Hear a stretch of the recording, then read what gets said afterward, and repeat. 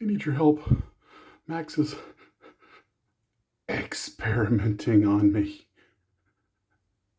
Oh, hello, my pretty.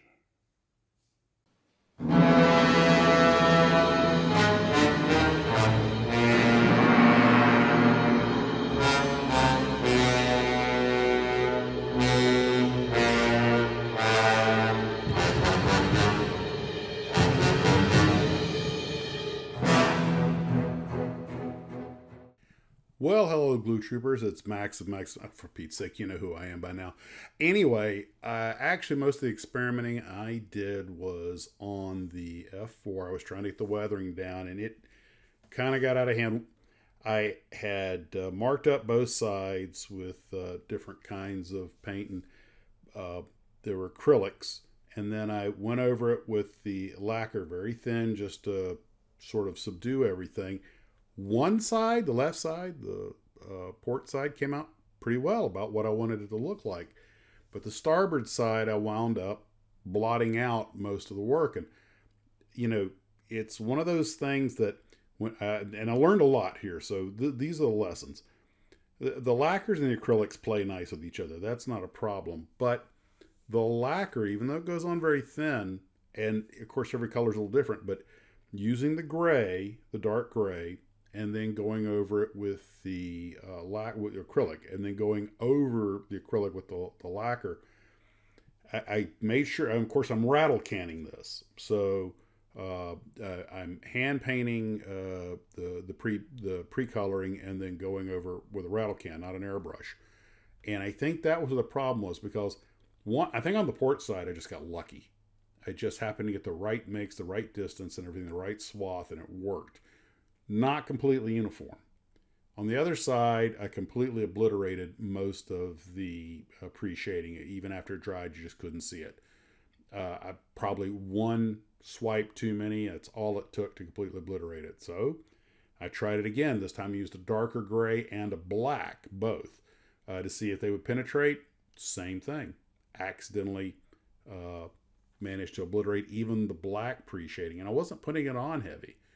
But the problem with the rattle can is it's impossible to kind of control that you need.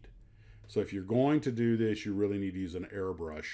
And I didn't have the correct color in my airbrush paints. So what I decided to do was go ahead and do the external weathering at the weathering kit and the graphite pencil on the number 2 pencil. I used everything from the brushes that come with them to Q-tips to some of the actual little pointy fine tip paint brushes to get the detailing on there using the eraser of the pencil. By the way, I had to strip some of the paint off. I was just getting too much buildup. We all know how well that always goes. So once I did that and hit it again, I had at least a uniform coat.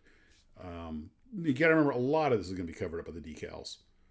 And that brings up the single biggest problem. It dawned on me as I was doing it. The single biggest problem with trying to pre-shade everything, especially with a model that's going to have as many decals covering up as much surface area as this, is that you're going to have to go back and do it again once the decals are on. There's no way that pre-shading is going to show through the decals. So realistically, I think you're better off just to go ahead and paint the model, then put the decals on it, and then do the shading and everything on the outside once you have the clear coat over the decals. Because you want looked at the pictures of plenty of aircraft, the paint jobs on them get as much soot and grime on them as the skin does. So if you wind up doing this beautiful pre-shading job and then put the decals on, the decals are blemish free, and then matching it can always be a trick after the fact. So it was an interesting experiment. It was nice to see that the lacquers and the acrylics played well with one another, and it was a lot of fun, just experimenting basically. But the left side, I just got lucky on it, so I just left it alone. The right side, not so much. But now they're kind of in balance, although they're completely different techniques on each side. But it did result in, of course, some stripping and some sanding to get back down, and I lost a little bit of the detail. But again, this is all going to be buried under decals largely anyway. And it was a great learning experience, and the model looks fine. It's going to be fine when we're done. Although I have a feeling that the left side is going to be the prettier of the two sides. But Once I get it all done, I'll get it. I'll shade everything then. And I'm not trying. I'm trying not to overdo it, but playing with the weathering kits is a lot of fun. And I spoke to the colonel today. He and I we were asking some questions. I didn't realize, even though he retired a full colonel, he enlisted in the 50s as an enlisted man. So he went from Private E1 to 06. That's pretty impressive.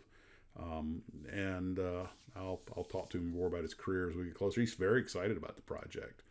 And I was going to show him some pictures on my phone, and I realized that to save space on the phone, I download everything to the computer. So anyway, that's where that's going. The Edwards Air Force Base inspired A-37 is basically done. I did not have the Edwards Air Force Base markings, and the decals that came with it were tactical, so they're too small, so I went in the spares. Found a couple of decals that work, got the right general idea, knocked off the gear doors trying to manipulate the model like you do in 1/72nd scale. But I did get those tanks painted. It actually came out pretty good. And I like the way it looks sitting on the shelf. It's done. I'm going to send a picture to Ron Rogers, and if he likes, I'll send him the model. If it's now that it's on the shelf, I'm like, okay, next. And that's really all I got for right now. I'm actually kind of happy with the way the A-37 looks, from 3 or 4 feet away. And where the fingerprints don't show. Now, actually, I didn't get any fingerprints on this one, but I did have some blemishes on the canopy that I had to buff out just a little. That wasn't, what the heck, it doesn't matter. It was a smear, it was a smudge. And we all know how that goes. So, anywho, that's where we're at for right now. Again, tomorrow we have stuff, so I'll try to get some building done, get back to working with Phantom. And I'm really looking forward to that project. So we'll talk to you guys later. I hope you're having a wonderful day. Take care of yourselves, and as always, happy holidays and model on.